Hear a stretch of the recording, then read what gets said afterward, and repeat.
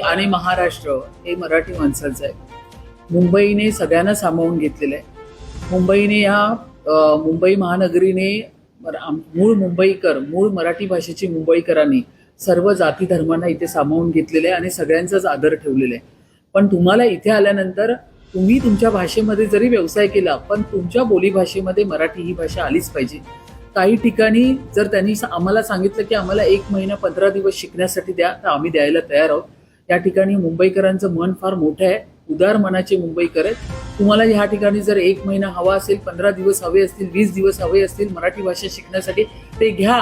पण तुम्ही मराठी या ठिकाणी मुंबई आणि महाराष्ट्रात नक्कीच बोला, हा माझा आग्रह असेल. त्यांनी जाहिरात दिली त्या कंपनी नाही, तसं जर असेल